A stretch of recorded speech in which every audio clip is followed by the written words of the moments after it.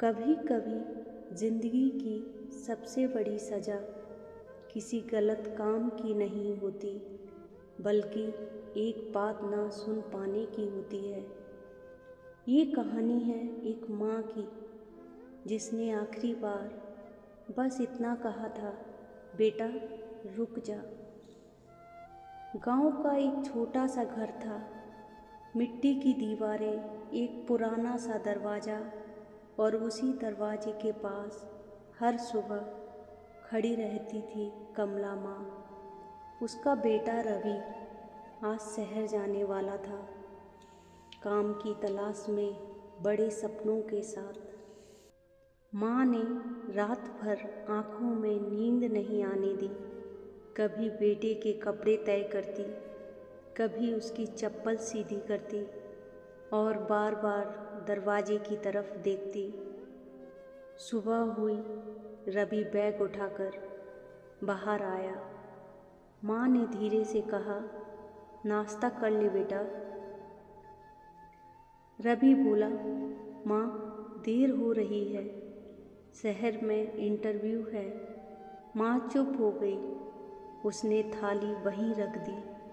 फिर माँ ने जेब से 500 का नोट निकाला। कांपते हाथों से, ये रख ले, रास्ते में काम आ जाएगा। रवि ने नोट लिया, लेकिन माँ की आंखों में झांक कर नहीं देखा। जब रवि दरवाजे तक पहुंचा, माँ अचानक बोल पड़ी, बेटा रुक जा। रवि ने पीछे मुड़कर देखा, बोला, क्या हुआ माँ? माँ के होंठ काँप रहे थे। आज मन ठीक नहीं है, कल चले जाना। रवि हंस दिया, माँ तुम भी ना रोज यही कहती हो। और वो बिना कुछ सुने बाहर निकल गया। माँ ने दरवाज़ा बंद नहीं किया, बस वहीं खड़ी रही। दिन बीतता गया, शाम हो गई, रात हो गई। माँ हर आवाज़ पर, दरवाजे की तरफ देखती, हर कदम पर। उसे लगता रवि आ रहा है। फ़ोन नहीं आया।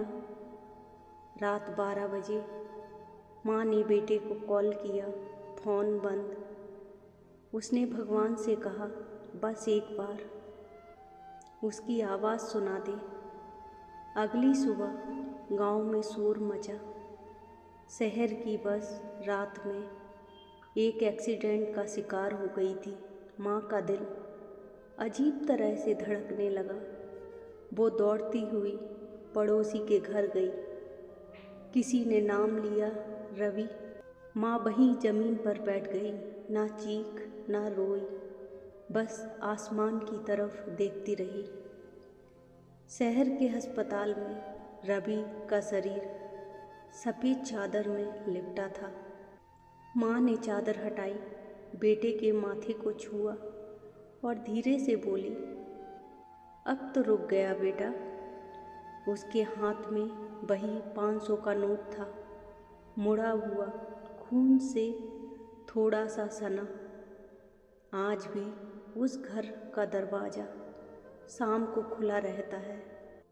माँ वहीं बैठी रहती है, कभी कभी धीरे से बोलती है, आज आ जाएगा, आज ज़रूर आएगा।